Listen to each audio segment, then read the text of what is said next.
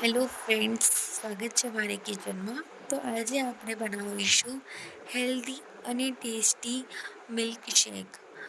તો ચાલો આપણે બનાવીએ. પણ ફ્રેન્ડ્સ, જો તમે મારી ચેનલને સબસ્ક્રાઈબ ના કરી હોય તો હમણાં જ સબસ્ક્રાઈબ કરો અને બેલ આઇકન પ્રેસ દબાવવાનું બિલકુલ ના ભૂલતા. તો ચાલો બનાવવાની શરૂઆત કરીએ. સૌથી પહેલાં આપણે લેવાના છીએ ચણા.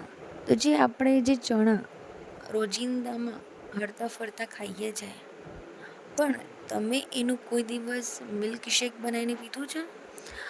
તો ચાલો આપણે મિલ્કશેક બનાવીએ. તો સૌપ્રથમ આપણે જે ચણા લીધા એને આપણે ગ્રાઇન્ડરમાં ગ્રાઇન્ડ કરી લીધા.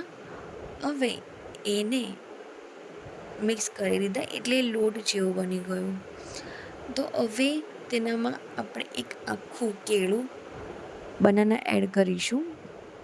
તો આપણે એને કટિંગ કરીને એડ કરી દઈશું. કેળું એડ થઈ જાય એટલે પછી આપણે તેમાં બોળેલા મેં 2 થી 3 કલાક સુધી બોળી રાખ્યા હતા કાજુ બદામ ડ્રાયફ્રૂટ્સ તો એડ કર્યા છે.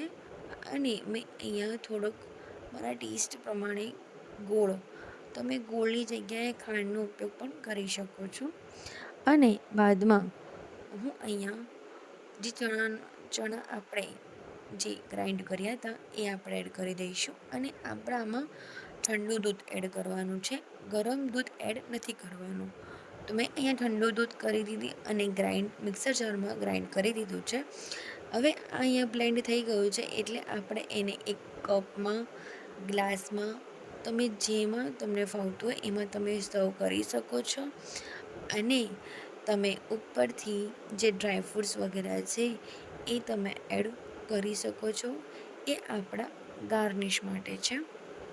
જુઓ ફ્રેન્ડ્સ, તો આપણું અહીંયા આ ચણા, તમે હિન્દીમાં એને સત્તુ બી કહી શકો છો, સત્તુ મિલ્ક શેક. તો આપણું અહીંયા સત્તુ ચણાનું મિલ્ક શેક તૈયાર છે. હવે આપણી આગળની બીજી રેસીપી બનાવવાની છે. તો બીજી રેસીપીમાં આપણે છે કે આપણે ઉનાળાની સિઝન ચાલી રહી છે, તો ઉનાળા માટે શું જોઈશે? તો મેંગો મિલ્કશેક. તો મેં અહીંયા બે કેરી લીધી છે. 2 કેરીને હું એવી રીતના કટ કરીશ કે તેના એક સરખા પીસ થાય. તો ફ્રેન્ડ્સ, આપણે અહીંયા જે મેંગો લીધી છે એ મેંગોને આપણે કટિંગ કરી દીધી છે અને મિક્સર જારમાં આપણે એને ઉમેરી દેવાની છે. મિક્સર જારમાં કેરીને કટિંગ થયા બાદ ઉમેરતા તેમાં આપણે તમારા સ્વાદ પ્રમાણે તમે ખાંડ ઉમેરી શકો. તમારા સ્વાદ પ્રમાણે તમારે એડ કરવાની.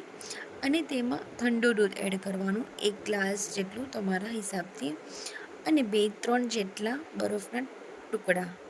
હવે ફરી આપણે એને મિક્સર જારમાં બ્લેન્ડ કરી દઈશું.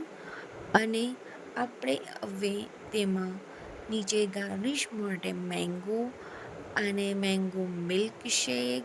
ઓ વાવ, બહુ જ સરસ લાગી રહ્યું છે. અને જે મેંગોથી ઉપર આપણે જે ગાર્નિશ કર્યું છે, ઓ વાવ, બહુ જ સરસ લાગ્યા છે. તો આપણો અહીંયા થઈ ગયું છે ઉનાળાની સૌથી પ્રિય મેંગો, જેનો મિલ્ક શેક તૈયાર થઈ ગયો છે. તો હવે આપણે બનાવીશું થર્ડ, જે આપણું ઓરિયો મિલ્ક શેક છે. તો ઓરિયો મિલ્ક શેક જેવું કે બાળકોથી લઈને મોટાને બધાને ભાવે. તો ચાલો હવે આપણે ઓરિયો બિસ્કિટના ટુકડા કરી દેવાના છે. તમારે અહીંયા 8 થી 10 બિસ્કિટ ઓરિયો બિસ્કિટના લેવાના છે. તો મેં અહીંયા 8 થી 10 ઓરિયો બિસ્કિટ લઈ લીધા છે. હવે હું એને મિક્સર જારમાં એને ઉમેરીશ. મેં અહીંયા ઉમેરી દીધા છે. હવે તેમાં હું મારા સ્વાદ પ્રમાણે અનુસાર ખાંડ ઉમેરીશ અને ઠંડુ દૂધ ઉમેરવાનું છે. અને ત્યારબાદ પછી હું 2-3-4 બરફના ટુકડા એડ કરીશું. અને પછી આપણે એને બ્લેન્ડ કરી દઈશું. અને પછી આપણે ચોકલેટ સિરપ એડ કરવાની છે. તો એને આપણે સ્પ્રેડ કરી દઈશું. એ ગાર્નિશ માટે છે આપણા. અને પછી તમે ઓરિયો મિલ્કશેક સર્વ કરો ગ્લાસમાં. તો જુઓ અહીંયા બહુ જ સરસ થઈ ગયું છે અને ફરી હું ચોકલેટ સિરપથી હું એને ગાર્નિશ કરીશ. અને હા, જે મારી પાસે જે બિસ્કિટ છે ઓરિયો બિસ્કિટ, એનાથી હું એને ફરી ઉપરથી ગાર્નિશ કરીશું. તો જુઓ આપણું આ ઓરિયો મિલ્ક શેક કેટલું સરસ જોવાઈ રહ્યું છે.